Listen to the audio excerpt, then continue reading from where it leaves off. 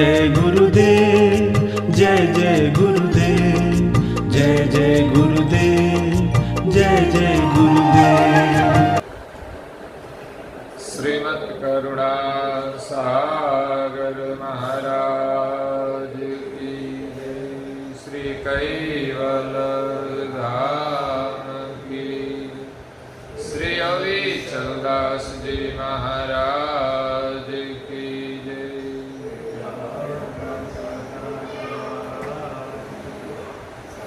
सत्केवल साहिब, सत्केवल साहिब, सत्केवल साहिब।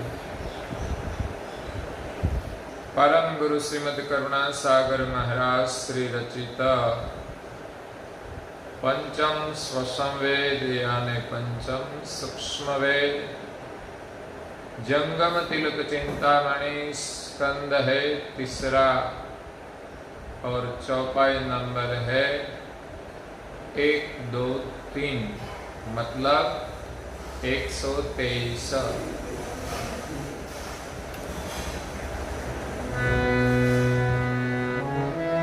अति दृढ़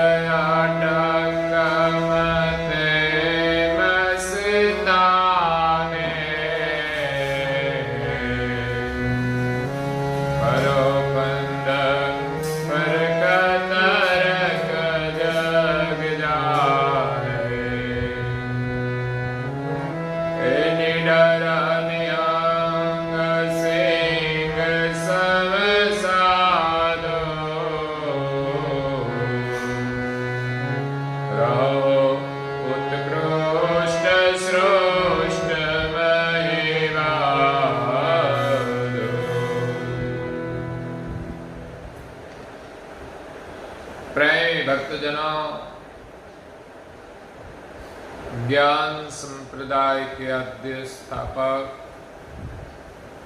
अनंत ब्रह्मांडाधीश कैवल कर्ता के परम विशेष अंश सकर्ता सत कैवल का महाद सजान जान अलौकिक दिव्य स्वरूप को प्रत्यक्ष प्रमाण से अनंत न्यायों से प्रतिपादन करने वाले पंचम स्वसंवेद के रचयिता अनंत अंशों के तारणहार कैवल धर्म धुरंधर नव बुद्धि के सागर महान समर्थ परम श्रेष्ठ परम विभूतिवान परम दयालु परम कृपा निधि सर्वज्ञ दिव्य परम गुरु श्रीमद् करुणा सागर जी महाराज जगत के जिज्ञासु और मुमुक्षु अंशों को ज्ञान का उपदेश देते हुए स्वरचित पंचम स्वसंवेद ग्रंथ के तीसरे स्कंद में बाल तिलक की महिमा का वर्णन करते हुए अपनी अलौकिक अमृतमय वाणी में कहते हैं कि मेरा बाल तिलक समस्त ब्रह्मांड में चक्रवर्ती है। ऐसा बाल तिलक जो करे उनको निज पद की प्राप्ति होती है। इस बाल तिलक का संबंध परम पद से जुड़ा हुआ है। बाल तिलक धारण करने से परम पद प्राप्त करने की हमें एक लगनी प्राप्त होती है। जाहित संबंध निज पद अनुरागा, निज पद के साथ हमारा अनुराग हो ऐसा संबंध बाल तिलक में है। तो ऐसा बाल तिलक तुम क्यों नहीं करते कि जिस बाल तिलक से हमारा संबंध निज पद के साथ लग जाए, हमारी लगनी लग जाए। बिना लगन तो काम होने वाला नहीं है। जिन जिन महापुरुषों ने भक्ति की है, उन इष्ट की भक्ति में उनकी इतनी लगन लग गई तो वो इष्ट की प्राप्ति हो गई।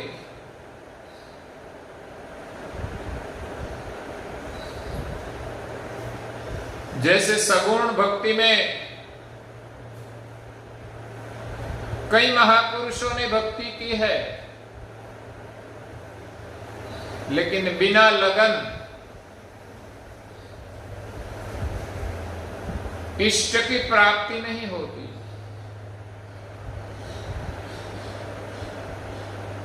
मीरा के बारे में एक भजन है, ऐसी लागी लगन मीरा हो गई मगन, ऐसी लागी लगन मीरा हो गई मगन। वो तो गली गली हरे गुन गाने लगी, वो तो गली गली गली हरे गुन गाने लगी, मीरा हो गई मगन ऐसी लागी लगन। तो ऐसी लगनी हमें लग जाए भाल तिलक के माध्यम से। ऐसा भाल तिलक धारण करने से क्या क्या लाभ होता है, यहां गुरु महाराज कहते हैं कि अति दृढ़, अत्यंत दृढ़ता से भाल तिलक धारण करे। अति दृढ़ अडंग मते मस्ताने, अडग मत से हम भाल तिलक धारण करके संसार में विचरण करें। मस्ताने, मस्ताना बहुत बड़ी चीज है। मैं मस्ताना मस्ती खेलो, ऐ मैं दीवाना दर्शन का, मैं मस्ताना मस्ती खेलो। सगुण या तो निर्गुण निर्गुण सिद्धांत में भक्ति करने वाले भी भक्ति में मस्त हो गए। मीरा जब भक्ति में मस्त हुई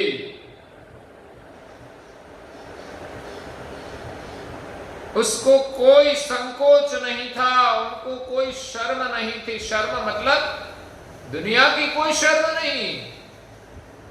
ऐसे तो भक्ति में मर्यादाएं तो होती है, लेकिन सच्चे काम करने में कोई शर्म नहीं है। कई लोग बुरे काम करने में शर्म और संकोच का अनुभव नहीं करते, प्रपंच करते, झूठ करते, और सही काम करने में शर्म और संकोच होता है। लेकिन मीरा ने सही काम करने में संकोच नहीं हुआ। पूज्य श्री अच्युतबा ने भी परम गुरु की भक्ति करने में संकोच और शर्म नहीं थी। ज्ञाति ने विरोध किया, फिर भी उसने परम गुरु का शरण नहीं छोड़ा।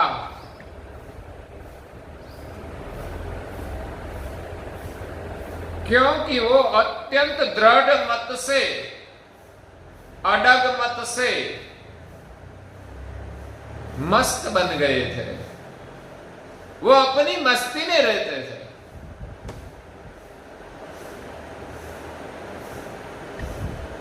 परम गुरु जी प्रभात पद में कहते हैं, ऐ मौज में मस्तयल मस्तयन वे फरू दिन युर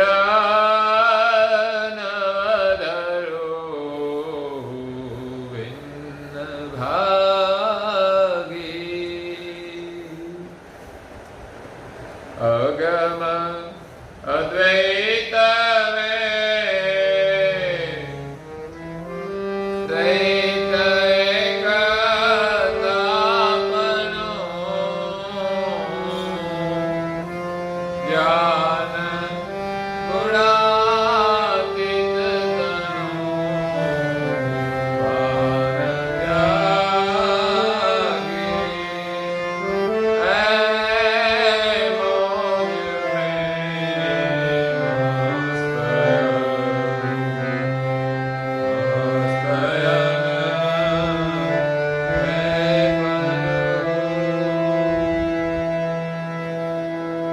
मौज में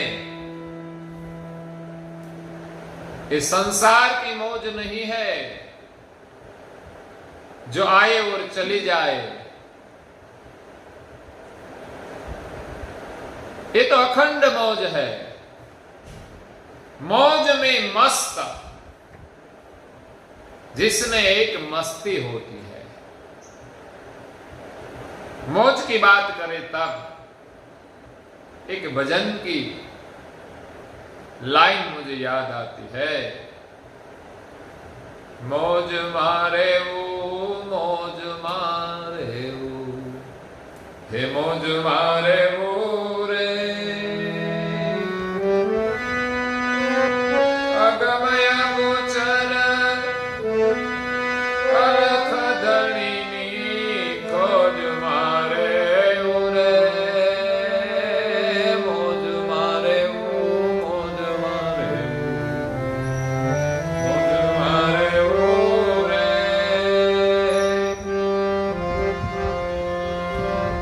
मौज में कब हम रहेंगे? जब अगम अगोचर अविगत वासा, ऐसे सर्जनहार की जब हम खोज करें, इसमें ही मौज है। वही मौज में रह सकते हैं। संसार में कोई कभी मौज में नहीं रह सकते। कभी कभी खुशियां आती है और चली जाती है, बाद में दुखी ही दुखी रहता है, दुख ही दुख रहता है। लेकिन संसार की कई मुश्किलियां होने पर भी जो दुखी नहीं हुए, मौज में रहे, चाहे वनवास हो चाहे कुछ भी हो। कैसी कैसी विपत्तियां आई है, फिर भी मौज में, क्योंकि उसका मन अडग था सत्य के मार्ग पर। गंगा सती कहती है पानबाई को, मेरु रे डगे पान देना, हे मनड़ा डगे नहीं ने, भांगी रे पड़े ब्रह्मांड,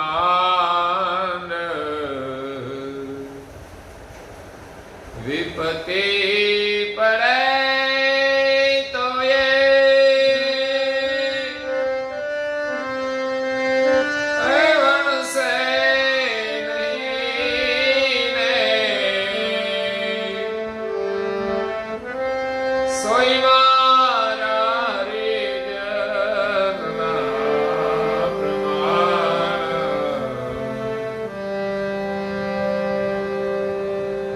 साचा हरिजन का प्रमाण क्या, सच्चे हरिजन का प्रमाण क्या है?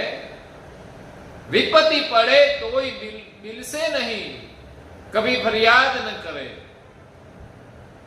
मेरु पर्वत हिल जाए, लेकिन भक्ति मार्ग में बड़ी बड़ी मेरु पर्वत जैसी आफत आए, फिर भी अपना मन न डिगे। इतनी अद्भुत शक्ति प्रभु की भक्ति में है, जो कभी फरियाद नहीं करते। संसार के दुख तो सामान्य होते हैं, सामने मृत्यु आ जाए फिर भी जिसके मन में, जिसके चेहरे पर भय की कोई रेखा नहीं होती, भय की कोई लकीरें नहीं होती। यहां कहते हैं कि मौज में मस्त मस्त बन जाते। अलमस्त अनभे फरू, अलमस्त, मस्त और अलमस्त।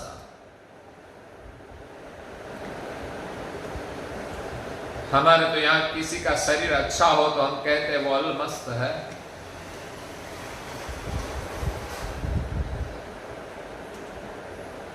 लेकिन यहां की मस्ती कोई अलग है। जो निर्भयता से विचरण करे वो अलमस्त कहा जाता है। संसार में लोग मस्त तो अलमस्त तो होते हैं, युवानी होती है तब अलमस्त, लेकिन वृद्धावस्था आती है तो सब मस्ती खत्म हो जाती है कि नहीं? अगर कोई बीमारी आई तो भी वो मस्ती रहती नहीं, अलमस्ती। लेकिन यहां अलमस्ती कोई अलग है। हे मुझे मेरी मस्ती कहां लेके आई, मुझे मेरी मस्ती कहां लेके आई, कहां लेके आई, कहां लेके आई।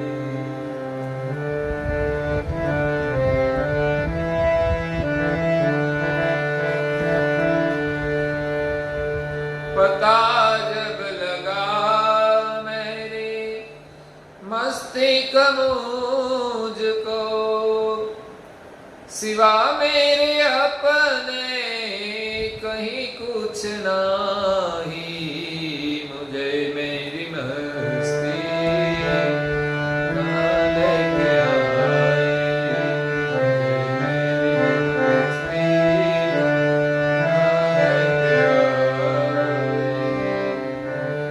जहां अपने सिवा और कुछ नहीं, संसार की कोई दुविधा नहीं है, कोई दुख नहीं है। ऐसी मस्ती की बात यहां दिव्य परम गुरु जी करते हैं कि आप सबको पानी है तो बाल तिलक निशंक रूप में करे, संशय रहित होकर करे कि बाल तिलक से हमें निर्भय मस्ती प्राप्त होती है। निर्भय मस्ती, अभय मौज मिलती है।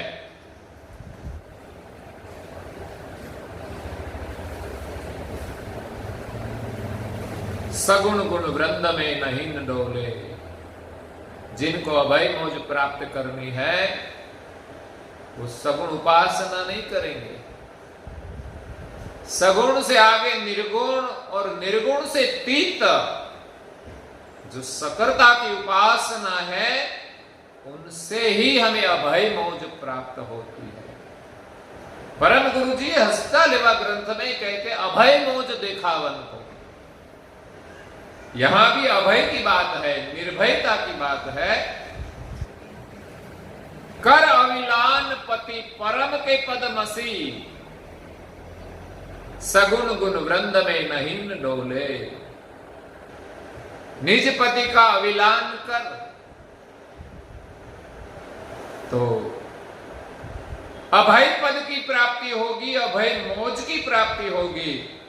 वो सगुण गुण वृंद में नहीं न डोले, वो सगुण उपासना में कहीं भटकेंगे नहीं। आज कई लोग हैं परम गुरु की सेवा पूजा करते हैं, परम गुरु की महिमा करते हैं, फिर भी यंत्र की पूजा करते हैं। मंत्र में विश्वास नहीं, उनको यंत्र की पूजा करनी पड़ती है। भय रहता है कि हम एक काम करें तो भय लगता है, अच्छे काम करने में भी भय।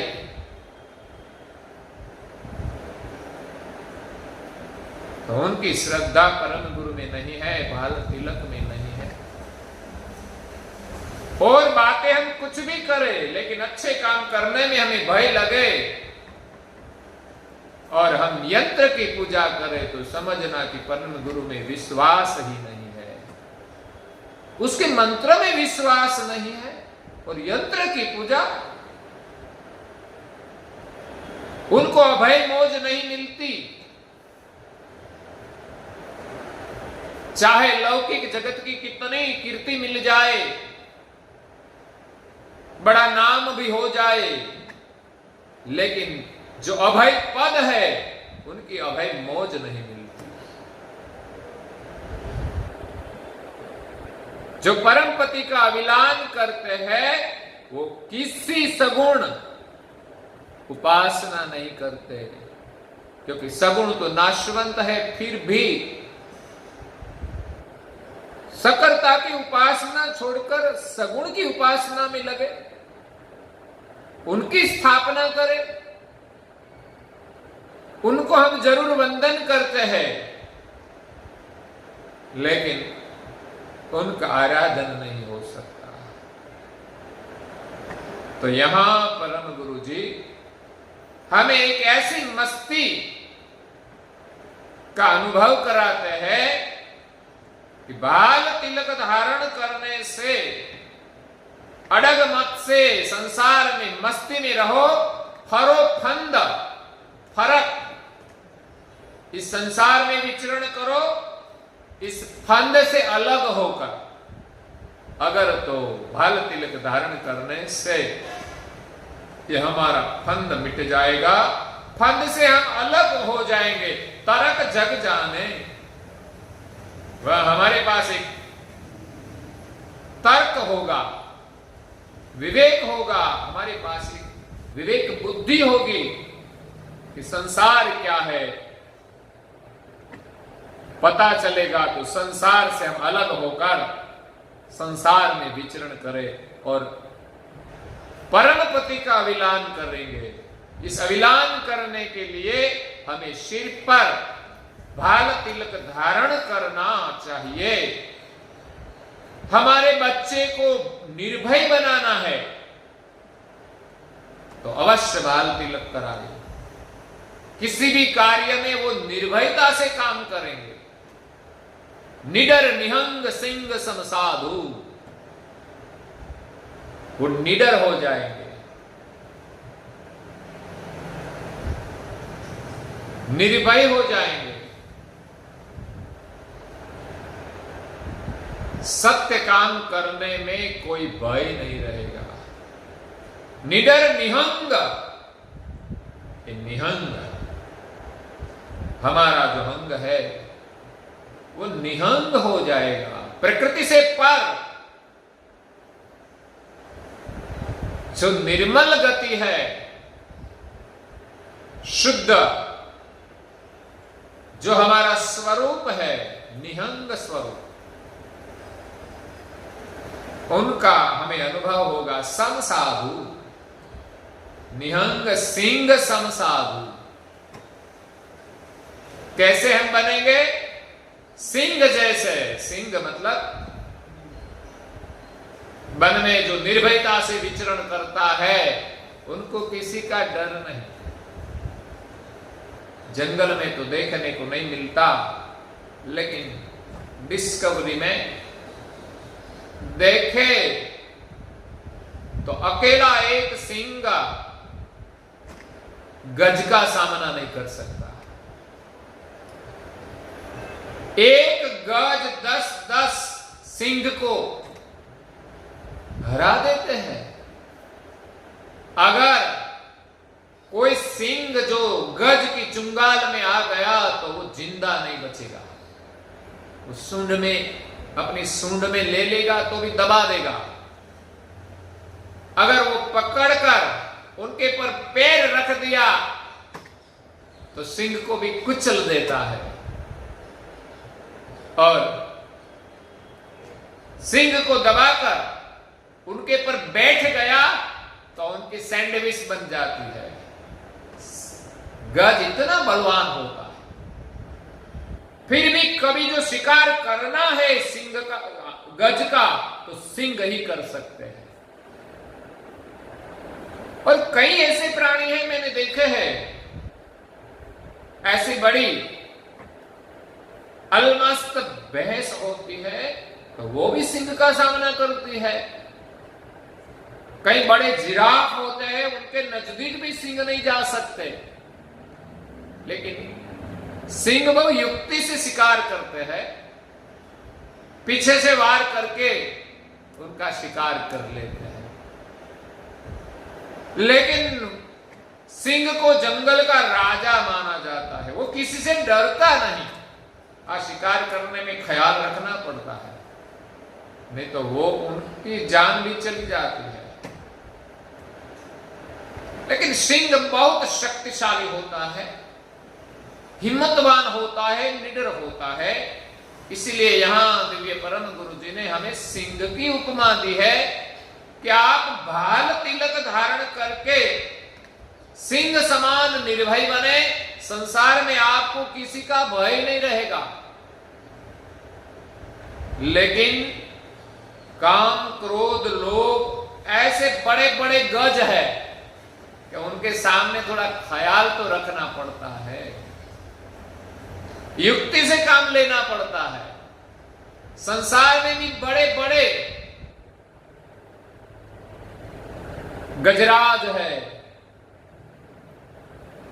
कई बड़े बड़े प्राणी है जिनके सामने युक्ति से काम लेना पड़ता है।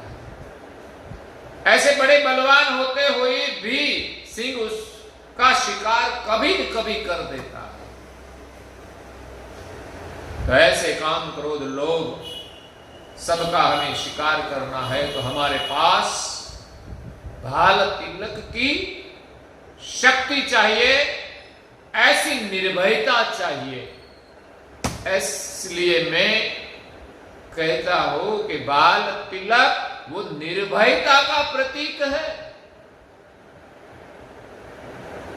जो हमें अभय मोज देता है। सिंह सम साधु, ऐसे हम साधु बने, सिंह जैसे, जो हम निहंग बने, संसार की वासनाओं को परास्त करके हम निहंग और निडर बने। ऐसा नहीं किसी को हमें गोली मार दी, किसी का गला काट दिया तो हम निर्भय है, निडर है। लेकिन सच्चे मार्ग पर चलना और संसार की वासनाओं को छोड़कर हम निहंग बने भाल तिलक की गति से। भाल तिलक एक शस्त्र है, जो शस्त्र संसार की वासनाओं, संसार की कामनाओं, संसार की माया का छेदन करते हैं। रहो उत्कृष्ट सुष्ट मही बाधु। सृष्टि में अनेक बाधाएं हैं,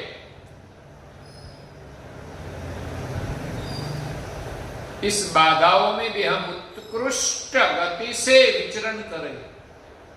हमारे पास बाल तिलक की गति होगी, बाल तिलक का ज्ञान होगा, बाल तिलक की समझ होगी,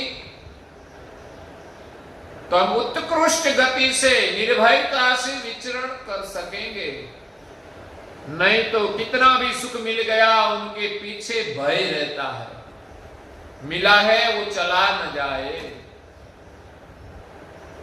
कभी न कभी ये सब सुख छोड़ना ही पड़ता है। लेकिन बाल तिलक गति से जो हमें सुख मिलता है, किसी प्रकार की बाधाएं आए फिर भी वो नहीं छूट सकता। इतनी अद्भुत शक्ति भाल तिलक में है, तो हमें ये करना चाहिए। और आगे परम गुरु जी और कुछ भाल तिलक के विषय में कहते हैं। बाल तिलक जब हम कंठी बंधन करते हैं तब से करना चाहिए। मैंने आगे भी कहा था कि बाल तिलक और कंठी दोनों रखनी चाहिए और बाद में भजन भी करना चाहिए।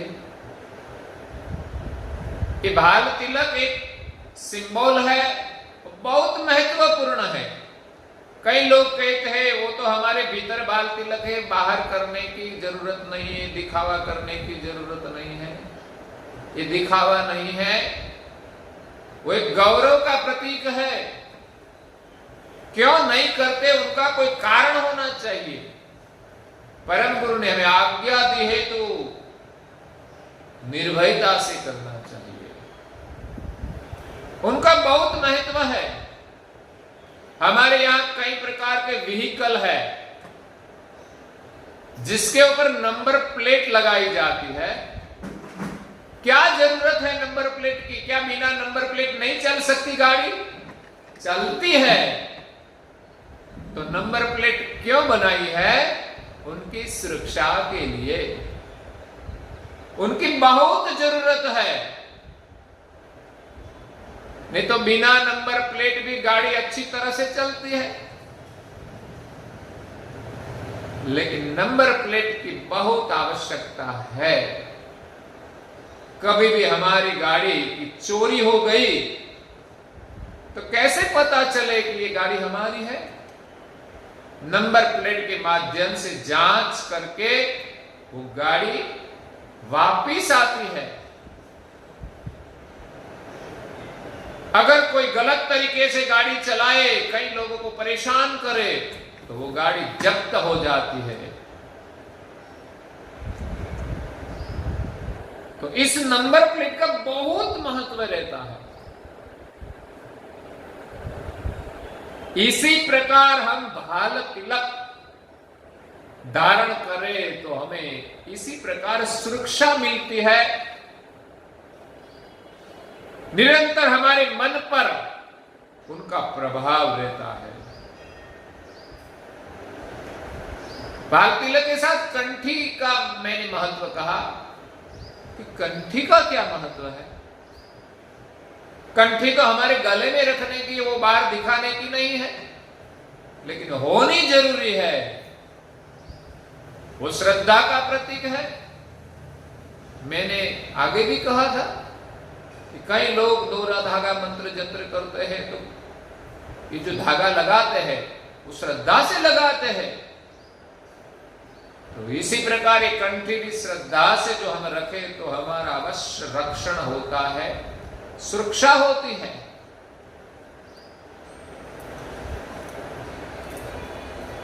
जैसे गाड़ी में नंबर प्लेट के साथ गाड़ी चलाने के लिए हमारे पास लाइसेंस होना जरूरी है,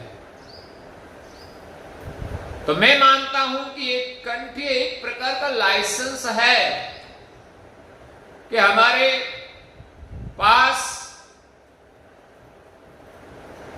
गुरुदेव का मंत्र है, गुरु दीक्षा हमें ली है, ऐसा एक प्रमाण है। उसको संसार में कोई नहीं रोकेगा। जिनके पास लाइसेंस है उनको कोई रोकेगा नहीं। इसी प्रकार हमारे पास गुरु दीक्षा का लाइसेंस है तो कई अवरोध हमसे दूर हो जाते हैं, हमें परेशान नहीं करते हैं, क्योंकि लाइसेंस के माध्यम से हम सही मार्ग पर चलते हैं। लाइसेंस होते हुए भी जो गलत मार्ग पर चला, रॉन्ग साइड में चला, तो दंड आता है। लाइसेंस चाहे भी हो, लेकिन गुनाह किया तो दंड भुगतान करना पड़ता है। लाइसेंस बाहर नहीं दिखाई देता, वो हमारे पास होता है। लेकिन कभी भी पुलिस वाले मिले कि आपके पास लाइसेंस है कि ऐसे ही चलाते हो, लाइसेंस होगा तो पुलिस वाला जाने देगी। बिना लाइसेंस गाड़ी चलाना मना है। इसलिए हमें भक्ति की गाड़ी चलानी है तो हमारे पास लाइसेंस अवश्य ही होना चाहिए, मतलब गुरु दीक्षा होनी चाहिए। और गुरु दीक्षा ली है उनका प्रमाण क्या है? गाड़ी तो हमें आती है, लेकिन उनका भी कोई प्रमाण होता है, प्रमाण रखना पड़ता है। गाड़ी आती है, अच्छी तरह से चलाते हैं, लेकिन लाइसेंस नहीं होता तो वो मंजूर नहीं होता। इसलिए गुरु दीक्षा ले उनका एक प्रमाण होता है, प्रतीक के रूप में कंठी, और श्रद्धा से हम रखे तो अवश्य हमारी रक्षा होती है। तो बाल तिलक की महिमा का वर्णन परम गुरु जी आगे करते हैं, वो हम कल सुनेंगे। और आज के प्रवचन को यहाँ विराम देते हैं।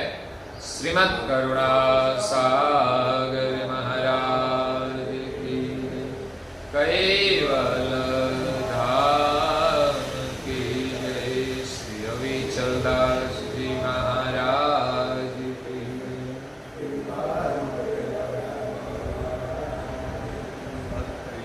सत केवल साहिब, सत केवल साहिब, सत केवल